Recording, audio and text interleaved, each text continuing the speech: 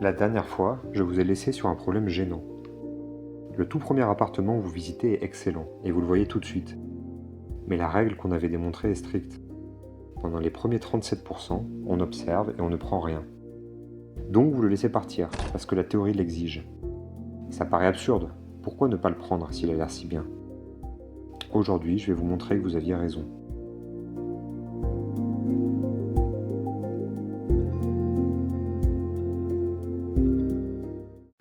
D'où vient le problème? Ce qu'on a démontré est correct, mais nos hypothèses étaient pauvres. En particulier, on a supposé qu'on pouvait seulement comparer les options entre elles, sans jamais leur donner de notes. On sait dire lequel est mieux, jamais de combien. C'est ce qu'on appelle de l'information ordinale. On a juste accès à un classement. Mais dans la vraie vie, on en sait plus. On connaît le marché, le prix au mètre carré, ce qui est banal et ce qui est rare.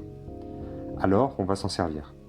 Chaque appartement reçoit une note entre 0 et 1. Dans ce nouveau cadre, chaque appartement a une valeur absolue. Ces notes sont tirées d'une loi, et cette loi, on la connaît à l'avance, c'est la distribution du marché. Je prends la plus simple possible, chaque note tirée uniformément entre 0 et 1. Dans la vraie vie, ce serait sûrement une distribution en cloche, mais le raisonnement est le même.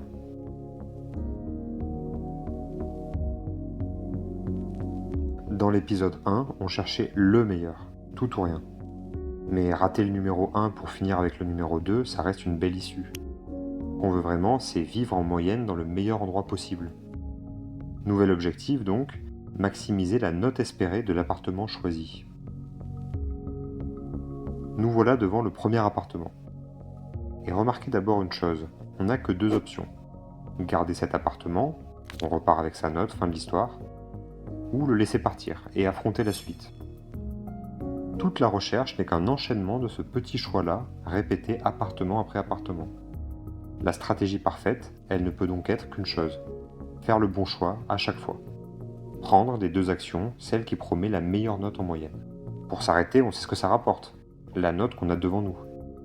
Mais continuer, ça rapporte quoi? Continuer, c'est arriver au deuxième appartement et refaire exactement le même choix, qui dépend du troisième, qui dépend du quatrième. Pour décider au début, il faudrait connaître toute la suite. On ne peut pas commencer par le début. Alors, retournons le problème, et partons du dernier appartement. Le 20e. Là, plus aucun choix. On le prend quelle que soit sa note. Et comme elle est tirée au hasard entre 0 et 1, elle vaut en moyenne 1,5. Voilà une situation qu'on sait résoudre complètement. Reculons d'un cran à l'avant-dernier.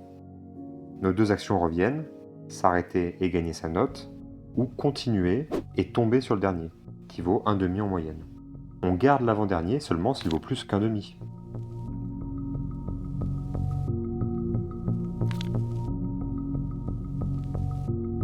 Posons un peu de vocabulaire.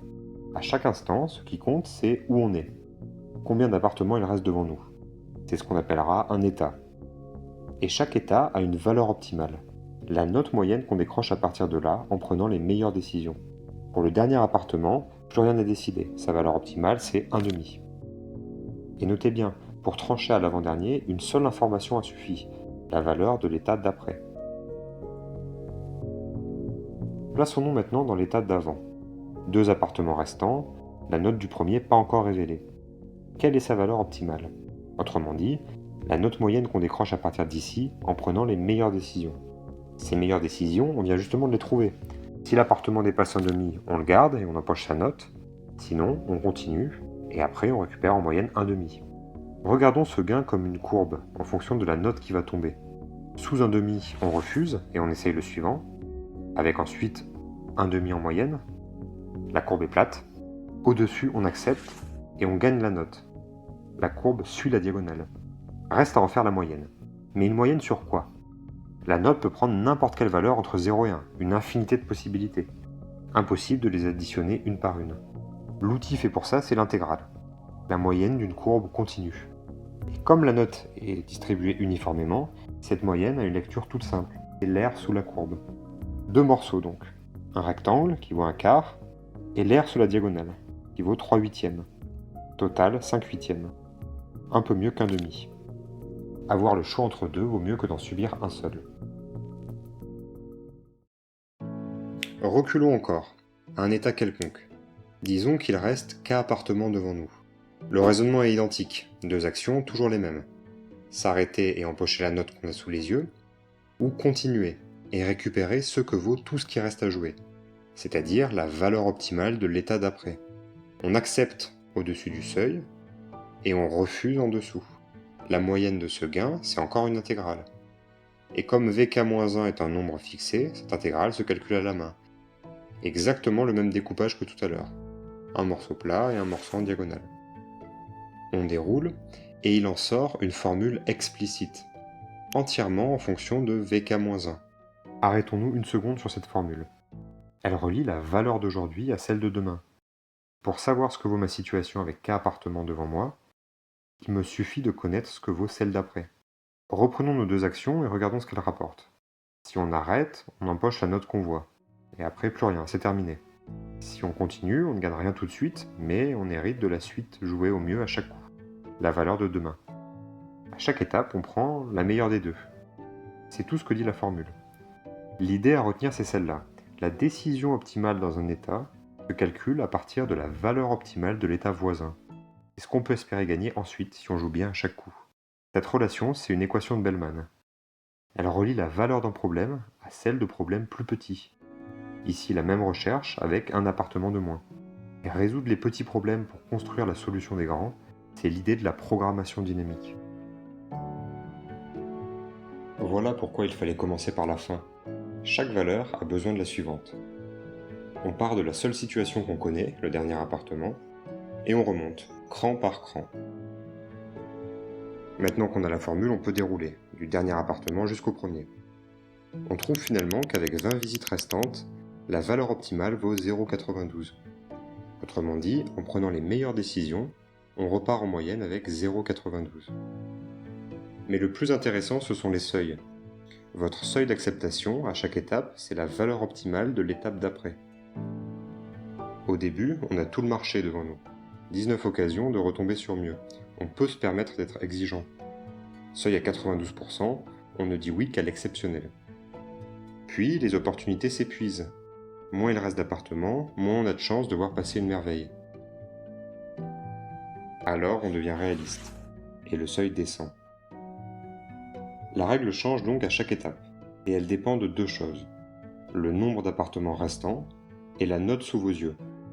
On accepte dès qu'elle dépasse un seuil qui baisse à mesure qu'il reste moins d'options. Une petite remarque. Cette suite est croissante et majorée par 1, donc elle converge.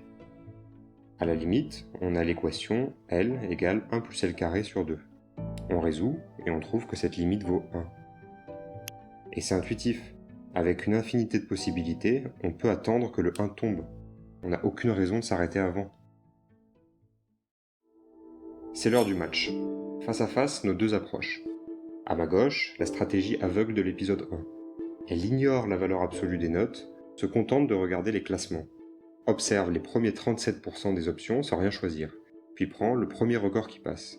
À ma droite, notre stratégie à seuil glissant, qui lit les notes et ajuste ses exigences à chaque étape. Pour que le duel soit juste, on les plonge exactement dans le même monde. 20 appartements, chacun avec une note tirée uniformément entre 0 et 1. Et on va les juger sur 2 tableaux. La note moyenne qu'elles rapportent, et leur chance de repartir avec le meilleur appartement de la liste. Une seule partie ne prouverait rien, alors on lance une simulation qui joue 1 million de parties. Regardons d'abord le score moyen. Sans surprise, notre nouvelle stratégie domine largement. Elle se stabilise à 0,92 de moyenne, là où l'ancienne stagne à 0,76. En clair, l'information absolue nous fait gagner 16 points sur le marché. Maintenant, qu'en est-il du premier critère ? Le défi du premier épisode, c'était trouver le meilleur appartement. C'est là que la puissance de la mesure absolue devient flagrante. En jouant à l'aveugle, l'ancienne stratégie affichait 38% de chance de trouver la perle rare.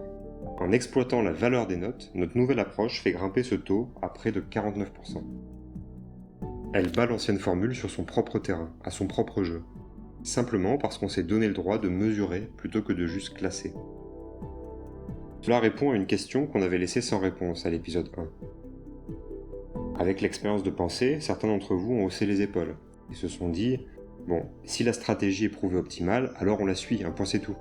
Mais si en imaginant la scène quelque chose a coincé, si refuser cet appartement-là vous a paru absurde, alors vous aviez raison. Dans notre nouveau modèle, la meilleure stratégie retrouve votre intuition. Et on vient de le mesurer. Dans ce nouveau cadre, elle surperforme la règle des 37%. Ce qu'on a vu là, c'est un problème simple. Une première porte vers le dilemme entre explorer et exploiter. Mais dans la vraie vie, les hypothèses qu'on a faites sont rarement toutes vérifiées. Pensez à un restaurant où vous avez vos habitudes. Vous commandez votre plat préféré parce qu'il ne déçoit jamais. Ou vous tentez un nouveau, qui pourrait être encore meilleur ou moins bon. Là encore, explorer ou exploiter. Mais cette fois, rien n'est irréversible. Vous reviendrez et un mauvais choix ne tue pas toute la recherche. Et surtout, on a supposé connaître la distribution. Dans la vraie vie, on ne la connaît pas. Il faut l'apprendre en jouant. Dans le prochain épisode, on parle de machine à sous. Cette fois, on ne sait rien. Et on va quand même essayer de repartir le plus riche possible. Une histoire qui, vous allez le voir, dépasse de loin le cadre du casino.